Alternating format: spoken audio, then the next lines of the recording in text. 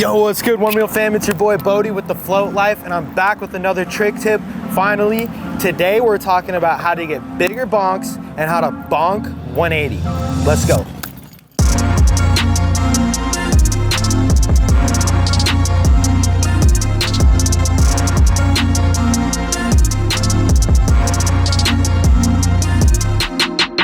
Okay, so you gotta start off with knowing how to volley or bonk if you wanna bonk higher. And I have an awesome video on it I did a couple years back that is linked above. Check that out and come back to this. Essentially, for a good clean bonk, there's three parts. There's the push, the pop, and the stomp. We're gonna kind of dial it in, figure out how to get those just how you need them to get your volleys higher. And then when we do our bonk 180s, we're adding a couple steps and just saucing that up. I'm ready to get into it. I hope you're ready to get into it.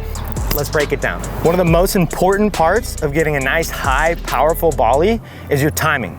The timing that you're hitting the object, the timing that you're pushing, and the timing that you're lifting up your feet. All three of those are gonna determine just how high you can get your volley. So the timing and sequence that works best for me is basically, first, I'm focusing on the push of the board, and right after I push the board, I'm jumping off of the ground right before the object so that you get that nice solid foundation of the ground to boost off of. And as you push off of that, if you're getting that jump right as you're hitting the object, that's the snap you're looking for.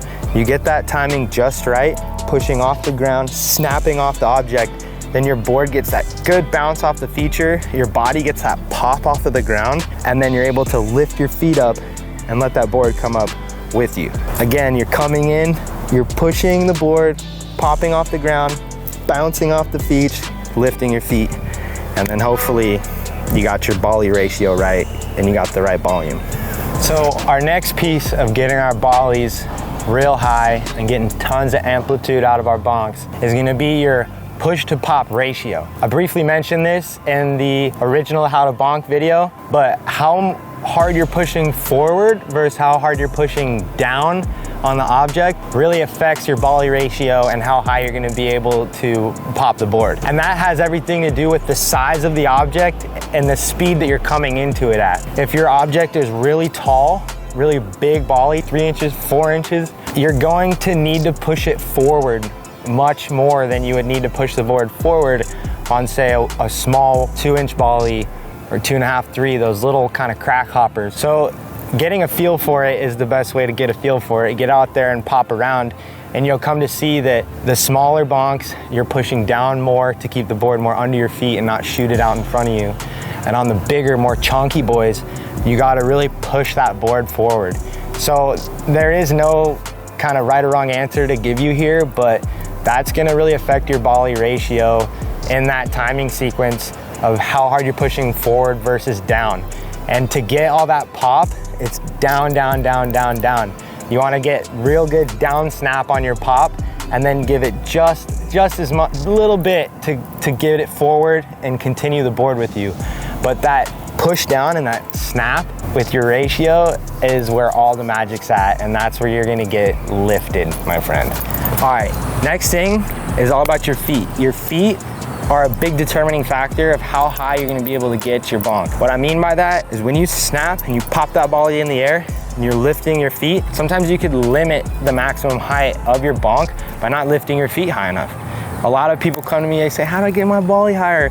I'm like, let me see it. And their pop is great, but they're not jumping high enough and they're not lifting their feet high enough. So you wanna make sure you're getting a nice jump off of that snap we were talking about and lifting your feet nice and high, because that's gonna allow a nice slapping big volley. But don't go too high, and part of this is feeling it out. Sometimes you'll misjudge this and separate, but sometimes you'll separate from your board if you lift your feet too high. You don't pop it enough and you lift your feet like crazy. So that's another thing that you're gonna wanna dial in and hone in and perfect, but don't limit your volleys by not lifting your feet high enough. All right. This one's real quick and simple, almost doesn't even need to be mentioned, but the height or size of the bonk is gonna determine the height or size of the volley. So don't be expecting fatties off of little bonks. My Bodhi volley block is fantastic for big bonks, both the snappy side and the seshing 69-degree side. Check those out at TheFloatLife.com, available now. You can also use 2x4s and everything else you see in the wild. So don't be expecting big bollies out of little bonks, all right? All right, last thing before we jump into the bolly 180s, and I know you already know this, but speed is your friend. For getting bigger bollies, fatter bonks, you want speed. Not too much speed, don't go crazy, but you can't be going slow. You gotta bring a lot of energy and momentum into the equation so that you can work with that for your bolly ratio to get maximum amplitude. Makes no sense to me. I hope it makes sense to you. Now let's talk about how to bolly 180.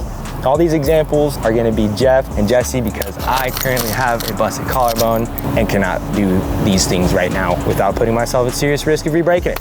So let's get into it. Oh! All right, now, the moment you have all been waiting for, or you just skipped here and you're ready to learn it, the bonk 180. It's one of my favorite tricks. It's super fun to throw all over the place. It's super steezy. It's a little bit tricky, but it's one of those where once you get it, you feel it, you lock it in a couple times, it comes super natural. And it's really very similar to the bonk, but we're just adding a couple steps and kind of tweaking a couple of the original steps. All right, so let's break it down, let's get into it and do all those parts. All right, so what we're adding to the mix here is a preload before the push, a new first step, shifting all the steps forward. And then on our pop, we're also gonna be doing what I call the poke or the toe poke, which is the single most important move of this trick. And then your ride out is now gonna be riding out switch. So super similar.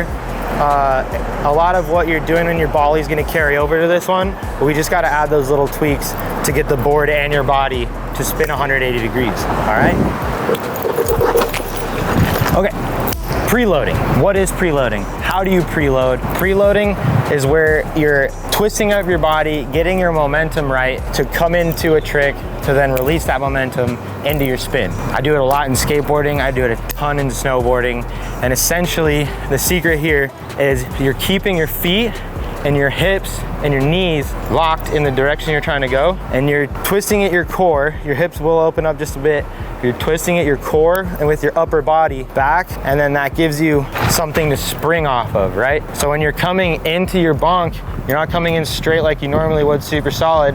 Probably 5 to 8 feet before your bonk, you're preloading your body, opening it up, spinning it, so that when you hit the bonk, you can throw all that momentum this direction, pop it, and then it's gonna let you come out this way. One more quick little thing that didn't really seem like it should be added as a step, but should be seriously considered in your approach, is you should be edging your tire as you're coming into the bolly. So as that preload is happening, you almost need to edge your tire to keep you from pulling your body away and spinning the board. So you push on your toes a little bit and edge your tire as you preload your body. And that's also gonna give you the tire edging that you want coming into the bolly, so that as you come in on that edge with that preload, and then you hit that bolly, you snap off that edge and you release that preload. And that is what's gonna help a lot in the spinning of the bonk, is edging in on that tire as you're preloading, giving it a slight arc into the bonk as you preload, and then boom, you hit the pop with the toe poke, which is so key. And I'm gonna break this toe poke down for you right now, okay? All right, now the toe poke is, like I said, super important to the completion of the bonk 180, because it's giving the board the physics it needs to do a 180, because your wheel is spinning and you're trying to spin the board, and that's kind of hard to do when the wheel is spinning. The wheel's trying to hold it into place with centrifugal force or whatever. So it's really important that with that edge and that preload dialed in, as you hit the bonk, you're poking your toe down, you're popping the board sideways, right? You feel me? You coming in on your edge right into the bolly, boom, pop, with pushing that toe down. I like to say it's like pushing the gas in your car. Like you're literally, boom, straight down, but you don't want to necessarily hold it way down, because you want to snap off of it and then get your feet back flat, foot back flat, ready to land on your foot pad here. So you're coming in preloaded on your edge with that perfect timing, ping, hit the bolly. Pushing forward, you're still doing that forward push, regular pop, but as you're doing that pop, you're poking the toe you're pushing that gas, and that's what gives it everything it needs to pop up, come around 180 and land.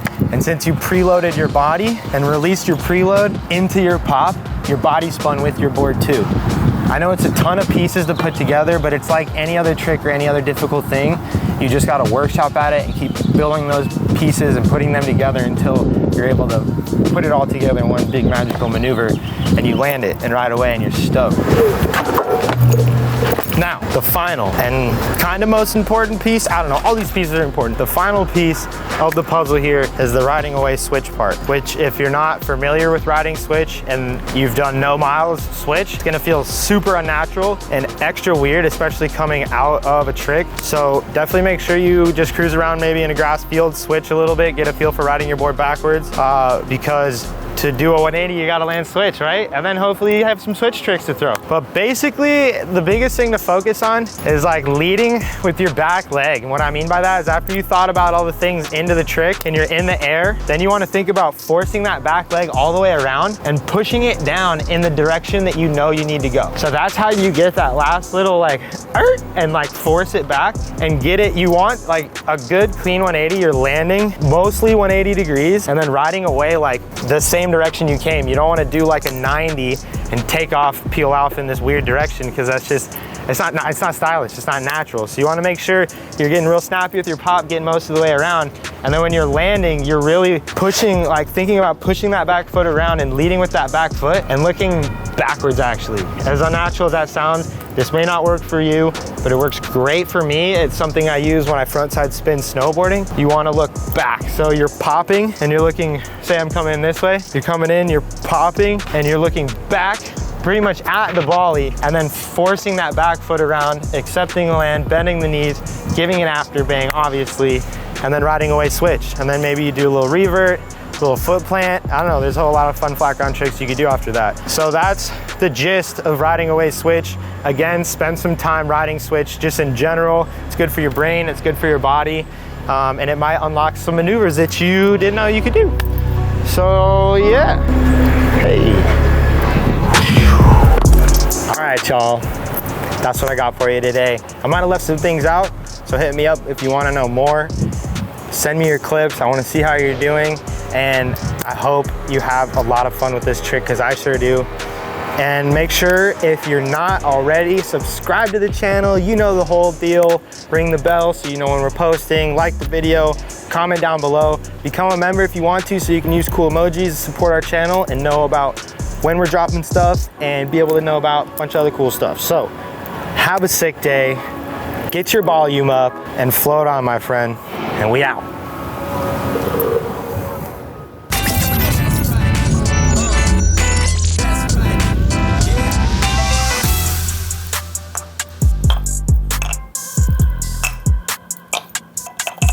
All right, guys, that was it for how to bonk higher and bonk back 180. Let me know down in the comments what you want to learn next, or if you have any more questions, definitely check out this next video or get out there and go practice. What are you doing? Float on, my friends.